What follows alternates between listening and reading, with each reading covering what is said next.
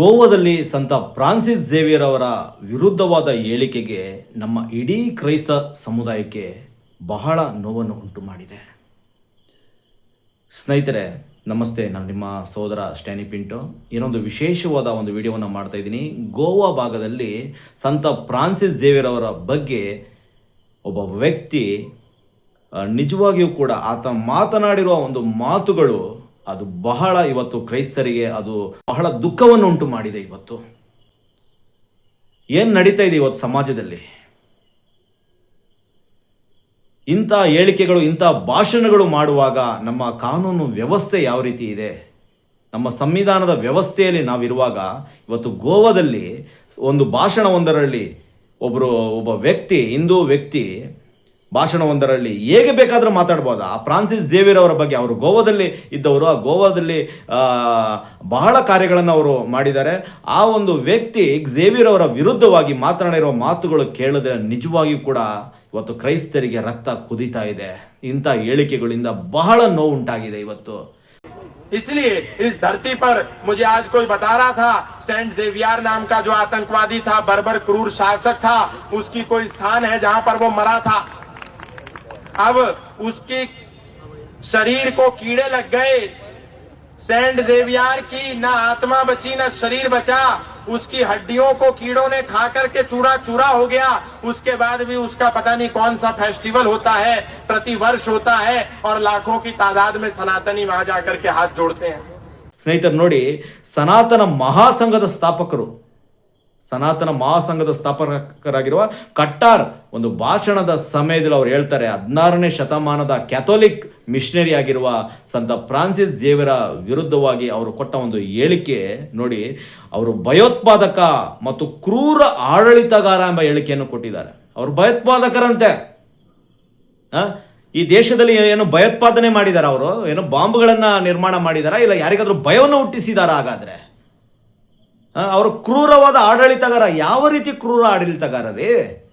ಇವತ್ತು ತಮ್ಮ ಜೀವಿತವನ್ನೇ ಬಡವರಿಗಾಗಿ ಸೇವೆಗಾಗಿ ಅವರು ದುಡಿದಿದ್ದಾರಲ್ರಿ. ಅವತ್ತಿನ ದಿನ ಮಿಷನರಿಗಳಾಗಿ ಎಷ್ಟೋ ಜನ ಕ್ರೈಸ್ತರು ಮಿಷನರಿಗಳಾಗಿ ಬಂದು ಈ ಒಂದು ಭಾರತ ದೇಶದಲ್ಲಿ ಅವರು ಯಾವುದೋ ದೇಶದಲ್ಲಿ ಹುಟ್ಟಿದ್ರು, ಇಲ್ಲಿ ಬಂದು ತಮ್ಮ ಜೀವಿತವನ್ನು ಅವರು ಅರ್ಪಿಸಿದ್ದಾರೆ. ಈ ಭಾರತ ದೇಶದಲ್ಲಿ ಇಲ್ಲಿನ ವ್ಯವಸ್ಥಿತವಾಗಿ ಅವತ್ತಿನ ದಿನ ನಡೀತಿರೋ ದೌರ್ಜನ್ಯ, ಮಹಿಳೆಯರ ಮೇಲೆ ದೌರ್ಜನ್ಯ, ದಲಿತರ ಮೇಲೆ ದೌರ್ಜನ್ಯಗಳು, ಇದರಿಂದ ಎಷ್ಟೋ ಜನ ತಮ್ಮ ಜೀವಿತವನ್ನು ಅವರು ಸವಿದಿದ್ದಾರಲ್ರಿ. ಅವತ್ತು ಅಂಥವರ ಮೇಲೆ ನೀವು ಹೇಳ್ತಾ ಇದ್ದೀರಾ ಇವತ್ತು ಅವರು ಭಯೋತ್ಪಾದಕ ಮತ್ತು ಕ್ರೂರ ಆಡಳಿತಗಾರ. ಅಲ್ಲ ರೀ ಕಟ್ಟಾರ್ ಅವರೇ, ನಿಮ್ಮ ಭಾಷಣದಲ್ಲಿ ಇಂಥ ಭಾಷಣವನ್ನು ಹೇಳ್ತಾ ಇದ್ದೀರಲ್ಲ, ಯಾರು ಭಯೋತ್ಪಾದಕರು? ಅವರೇನು ಈಟಿ ಬರ್ಜಿಗಳನ್ನು ಇಟ್ಕೊಂಡಿದ್ದಾರ? ಇವತ್ತಿನ ದಿನ ನಾವು ನೋಡ್ತಾ ಇದ್ದೀವಿ ಮಾಧ್ಯಮಗಳಲ್ಲಿ ಅನೇಕ ಕಡೆ ಸಣ್ಣ ಸಣ್ಣ ಮಕ್ಕಳುಗಳಿಗೆ ಈಟಿ ಬರ್ಜಿಗಳನ್ನು ಕೊಡ್ತಾ ಇದ್ದಾರೆ ಇವತ್ತು ಕೈಯಲ್ಲಿ. ಆ ರೀತಿಯ ಈಟಿ ಬರ್ಜಿಗಳನ್ನು ಇಟ್ಕೊಳ್ಳೋಕೆ ಇವ್ರೇನಾದ್ರು ಮಾಡಿದ್ರ? ಅವತ್ತು ಅವ್ರೇನಾದ್ರು ಅಂಥ ತಂಡಗಳನ್ನು ಕಟ್ಟಿದ್ರ? ಅವರು ಕಟ್ಟಿರೋದು ಸೇವೆಯ ಒಂದು ತ್ಯಾಗದ ಒಂದು ಕಣ್ಣೀರಿನ ಒಂದು ತಂಡವನ್ನು ಕಟ್ಟಿರ್ತಾರೆ. ಅವತ್ತು ಬೇಕಾ ಲಿಂಕ್ ಕೂಡ ಹಾಕ್ತೀನಿ ಅವರ ಬಗ್ಗೆ, ಅವರ ಜೀವನ ಆಧಾರಿತ ಏನಿದೆ ಅಂತೇಳಿ ಆ ಲಿಂಕ್ ಕೂಡ ನಾನು ಹಾಕಿರ್ತೀನಿ. ನೀವು ಅದನ್ನು ಕೂಡ ಚೆಕ್ ಮಾಡಿ. ಸಂಪೂರ್ಣವಾಗಿ ವಿಡಿಯೋದಲ್ಲಿ ಸಂಪೂರ್ಣವಾಗಿ ಹೇಳೋಕೆ ಆಗೋದಿಲ್ಲ, ಅದರ ಬಗ್ಗೆ ಹೇಳಿಕೆಯನ್ನು ನಾನು ಕೊಟ್ಟಿರ್ತೀನಿ ಲಿಂಕ್ ಮೂಲಕ, ಅದನ್ನು ಚೆಕ್ ಮಾಡ್ಕೊಳ್ಳಿ. ಸಂತ ಫ್ರಾನ್ಸಿಸ್ ಝೇವಿಯರ್ ಅಂತ ವ್ಯಕ್ತಿಯ ಮೇಲೆ ಇವತ್ತು ಕ್ರೈಸ್ತ ಸಮುದಾಯದ ಆ ವ್ಯಕ್ತಿಯ ಮೇಲೆ ಅವರ ಜೀವನವನ್ನೇ ಅವರು ಬಡವರಿಗೋಸ್ಕರ ಅವರು ಪಣ ಇಟ್ಟಿದ್ರು ಕಣ್ರಿ. ಅಂತ ವ್ಯಕ್ತಿಯ ಮೇಲೆ ಇವತ್ತು ಭಯೋತ್ಪಾದಕ ಮತ್ತು ಕ್ರೂರ ಆಡಳಿತಗಾರ ಅಂತ ಇದ್ದೀರಲ್ಲ. ಇವತ್ತು ಎಷ್ಟೋ ಜನ ಮೇಲೆ ದೊಡ್ಡ ದೊಡ್ಡ ಸ್ವಾಮೀಜಿಗಳು ಅತ್ಯಾಚಾರಗಳನ್ನು ಮಾಡ್ತಾ ಇದ್ದಾರೆ, ಎಂತೆಂಥವ್ರಿಗೆ ಸಪೋರ್ಟ್ ಮಾಡ್ತಾ ಇದ್ದಾರೆ, ಭಯೋತ್ಪಾದಕ ಇದರಲ್ಲಿ ತೊಡಗಿಕೊಂಡಿದ್ದಾರೆ. ಎಷ್ಟೋ ಜನ ಇದ್ದಾರೆ, ನಮ್ಮ ಮಾಧ್ಯಮಗಳಲ್ಲಿ ಬಹಳಷ್ಟು ಬರ್ತಾ ಇರುತ್ತೆ. ಆದರೆ ಅಂಥ ಕೆಲಸವನ್ನು ಸಂತ ಫ್ರಾನ್ಸಿಸ್ ಝೇವಿಯರ್ ಮಾಡಿರೋದು ಉಲ್ಲೇಖ ಎಲ್ಲಾದರೂ ಇದೆಯಾ ನಿಮಗೆ? ಎಲ್ಲಾದರೂ ಸಿಗುತ್ತಾ ಹೇಳಿ ನೋಡೋಣ. ನೋಡಿ, ಅವರ ದೇಹವನ್ನು ಹುಳುಗಳು ತಿಂದುಬಿಟ್ಟು ಅಂತ ಹೇಳ್ತಾ ಇದ್ದೀರಾ. ಅವರ ದೇಹ ಹುಳ ತಿಂದುಬಿಟ್ಟಿದೆಯಂತೆ. ಮತ್ತೆ ಅವರ ಆತ್ಮ ಉಳಿಯಲಿಲ್ಲ ಅಂತ ಹೇಳ್ತಾ ಇದ್ದೀರಾ. ದೇಹ ಉಳಿಲಿಲ್ಲ, ಮತ್ತೆ ಅವರ ಮೂಳೆಗಳು ಸಹ ಅಗಿದು ಹುಳುಗಳು ತಿಂದುಬಿಟ್ಟಿದೆ ಅಂತ ನೀವು ಹೇಳಿಕೆಯನ್ನು ಕೊಟ್ಟಿದ್ದೀರಾ. ಅವರ ದೇಹ ಹುಳುಗಳು ತಿಂದುಬಿಟ್ಟಿದೆ, ನಶಿಸಿ ಹೋಗಿದೆ ಇಲ್ಲ ಅಂತ ಹೇಳ್ತಾ ಇದ್ದೀರಲ್ಲ. ಇವತ್ತು ಕೂಡ ಸಂತ ಫ್ರಾನ್ಸಿಸ್ ಝೇವಿಯರ್ ಅವರ ಶರೀರ ಅದು ಕೊಳೆತು ಹೋಗಿಲ್ಲ. ಆ ಶರೀರ ಇವತ್ತು ಕೂಡ ಗೋವಾದಲ್ಲಿದೆ. ವರ್ಷಕ್ಕೊಮ್ಮೆ ಅದನ್ನು ಓಪನ್ ಇಡ್ತಾರೆ ಸಂತ ಫ್ರಾನ್ಸಿಸ್. ಅದನ್ನು ಕೂಡ ನಿಮಗೆ ಡೀಟೇಲ್ಸ್ ಕೊಡ್ತೀನಿ ನಾನು ಬೇಕಾದರೆ. ಪ್ರತಿಯೊಂದು ಡೀಟೇಲ್ಸ್ ಇದೆ.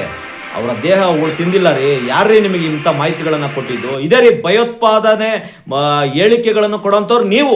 ಕಟ್ಟಾರ್ ಅವರೇ, ನೀವು ಕೊಟ್ಟ ಹೇಳಿಕೆ ಇವತ್ತು ಭಯೋತ್ಪಾದಕ ನಿಜವಾಗಿ ಕೂಡ ನೀವು. ಸಂತ ಫ್ರಾನ್ಸಿಸ್ ಝೇವಿಯರ್ ಅವರಲ್ಲ. ಇಂಥ ಹೇಳಿಕೆಗಳನ್ನು ಹಿಂದೆ ತೆಗೆದುಕೊಳ್ಳಿ. ಇದರಿಂದ ಇವತ್ತು ಇಡೀ ಕ್ರೈಸ್ತ ಸಮುದಾಯಕ್ಕೆ ನೋವಾಗಿದೆ. ಯಾವುದೋ ಒಂದು ಭಾಷಣದಲ್ಲಿ ಗೋವಾದಲ್ಲಿ ಆಲ್ಮೋಸ್ಟ್ ಇರೋರು ಎಲ್ಲ ಕ್ರೈಸ್ತರು. ಅಲ್ಲಿ ಅಂಥವ್ರ ಮಧ್ಯದಲ್ಲಿ ಇಂಥ ಹೇಳಿಕೆಯನ್ನು ಕೊಟ್ಟಿದ್ದೀರಲ್ಲ ನೀವು. ಅಲ್ಲಿನ ಇಲಾಖೆ ಏನು ಮಾಡ್ತಾ ಇದೆ ಹಾಗಾದ್ರೆ ನಿಮ್ಮ ಮೇಲೆ ಏನು ಕ್ರಮ ಕೈಗೊಂಡಿದೆ? ಸ್ನೇಹಿತರೆ ನೋಡಿ, ಅವ್ರನ್ನ ಗೋವಾಂಚೋ ಸೈಬ್ ಅಂತ ಕೂಡ ಕರೀತಾರೆ. ಈ ಹೆಸರಲ್ಲಿ ಅವರು ಪ್ರಖ್ಯಾತಿಯನ್ನು ಹೊಂದ್ಕೊಂಡಿದ್ದಾರೆ ಗೋವಾದಲ್ಲಿ. ಯಾವುದೋ ಒಂದು ದೂರದೇಶದಿಂದ ಬಂದಿರ್ಬೋದು, ಆದರೆ ಬಂದಿರುವ ಕಾರ್ಯ ಏನು?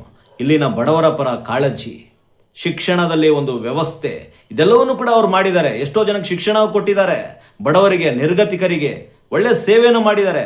ಇದೇ ಕ್ರೈಸ್ತ ಸಮುದಾಯ ಇವತ್ತು ಭಾರತ ದೇಶದಲ್ಲಿ ಎಷ್ಟೋ ಕೂಡ ಮಾಡಿದೆ. ಇವತ್ತು ಆ ವ್ಯವಸ್ಥೆಯಲ್ಲೇ ಇವತ್ತು ಕೂಡ ನಡೀತಾ ಇದೆ. ಶಿಕ್ಷಣದಲ್ಲಿ, ವೈದ್ಯಕೀಯ ಕ್ಷೇತ್ರದಲ್ಲಿ ಎಷ್ಟೋ ಆರ್ಫನೇಜ್ಗಳಿದ್ದಾವೆ. ಇವೆಲ್ಲ ಕ್ರೈಸ್ತರ ಕೊಟ್ಟ ಒಂದು ಮಾದರಿ ಇವತ್ತು ನಡೀತಾ ಇರುವಂಥದ್ದು ದೇಶದಲ್ಲಿ. ಯಾವುದೇ ಇರ್ಬೋದು, ಕ್ರೈಸ್ತರು ಮಾಡಿದಾರಲ್ವಾ. ಇವತ್ತು ಒಬ್ಬ ಮಿಷನರಿ ಅವತ್ತು ಗೋವಾದಲ್ಲಿ ಬಂದಿರೋ ಕಾರ್ಯಗಳು, ಎಷ್ಟು ಕಾರ್ಯಗಳನ್ನು ಮಾಡಿದ್ದಾರೆ.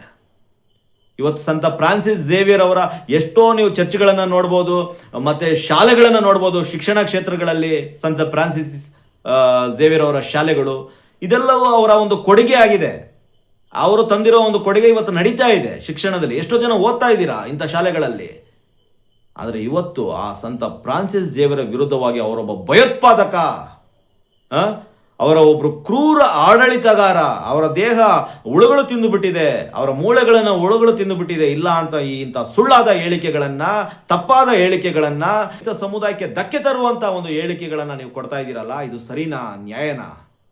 ಹೇಳಿ ನೋಡೋಣ. ಇದೇ ಕೋಮು ಘರ್ಷಣೆಗೆ ಕಾರಣವಾಗುವಂಥ ಭಾಷಣಗಳು. ಇಂಥ ಕೋಮು ಘರ್ಷಣೆಗೆ ಕಾರಣವಾಗುವಂಥ ಭಾಷಣಕಾರರನ್ನ, ಇಂಥ ವ್ಯಕ್ತಿಗಳನ್ನು ಸರ್ಕಾರ ಏನು ಮಾಡ್ತಾ ಇದೆ? ಅಲ್ಲಿನ ಇಲಾಖೆ ಅಧಿಕಾರಿಗಳು, ಪೊಲೀಸ್ ಇಲಾಖೆ ಏನು ಮಾಡ್ತಾ ಇದೆ? ಯಾವ ಕ್ರಮ ಕೈಗೊಳ್ಳಿದೆ? ಹಾಗಾದ್ರೆ ದಯವಿಟ್ಟು ಇದನ್ನು ಪರಿಶೀಲಿಸಬೇಕು ಆಗುತ್ತೆ ಅಂತ ಕೇಳ್ಕೊಳ್ತಾ ಇದ್ದೀನಿ. ಅಲ್ಲಿನ ಮುಖ್ಯಮಂತ್ರಿಗಳು ಯಾರಿದ್ದೀರಾ, ಅಲ್ಲಿನ ಅಧಿಕಾರಿಗಳು ಯಾರಿದ್ದೀರಾ, ದಯವಿಟ್ಟು ಇದನ್ನು ಚೆಕ್ ಮಾಡ್ಕೊಳ್ಳಿ. ಮತ್ತು ಇವತ್ತು ಸಂತ ಫ್ರಾನ್ಸಿಸ್ ಝೇವಿಯರ್ ಅವರ ವಿರುದ್ಧವಾಗಿ ಹೇಳಿಕೆಗಳನ್ನು ಕೊಟ್ಟ ಇಂಥ ಭಯೋತ್ಪಾದಕರು ಯಾರೇ ಇರ್ಬೋದು, ಕಟ್ಟಾರ್ ಅಂತ ಭಯೋತ್ಪಾದಕರನ್ನ ನಿಜವಾಗಿಯೂ ಕೂಡ ನಾವು ಖಂಡಿಸ್ತೇವೆ. ಅವರ ಹೇಳಿಕೆಗಳನ್ನು, ಎಷ್ಟೋ ಜನ ಒಳ್ಳೆಯವರಿದ್ದಾರೆ, ಸ್ವಾಮೀಜಿಗಳು ಒಳ್ಳೆ ಮಾತುಗಳನ್ನು ಮಾತಾಡ್ತಾರೆ ಬೇರೆ ಸಮುದಾಯದ ಕುರಿತಾಗಿ. ಆದರೆ ಇವತ್ತು ಭಾಷಣಕ್ಕೆ ಮೈಕ್ ಸಿಕ್ಕಿದ ತಕ್ಷಣ ಕಟ್ಟಾರ್ ಅವರು ಮಾತಾಡಿರುವ ಹೇಳಿಕೆ ಏನಿದೆ, ಇವರಿಂದ ನಿಜವಾಗಿಯೂ ಕೂಡ ಒಳ್ಳೆ ಹಿಂದೂ ಮುಖಂಡರು ತಲೆ ತಗ್ಗಿಸುವಂಥದ್ದಾಗಿದೆ. ಎಷ್ಟೋ ಸ್ವಾಮೀಜಿಗಳಿದೆ ಇದ್ದಾರೆ, ಎಷ್ಟೆಷ್ಟೋ ಸಂಘಟನೆಗಳಿದೆ, ಒಳ್ಳೆ ಕಾರ್ಯಗಳನ್ನು ಮಾಡ್ತಾರೆ. ಅಂಥವ್ರ ಮಧ್ಯದಲ್ಲಿ ಈ ಕಟ್ಟಾರ್ ಅಂತ ವ್ಯಕ್ತಿಗಳು ಇವತ್ತು ಏನು ಮಾಡ್ತಾ ಇದ್ದಾರೆ ಹೇಳಿ ನೋಡೋಣ. ದಯವಿಟ್ಟು ತಪ್ಪು, ಇದನ್ನು ತಿದ್ಕೊಳ್ಳಿ. ಧನ್ಯವಾದಗಳು ಸ್ನೇಹಿತರೆ.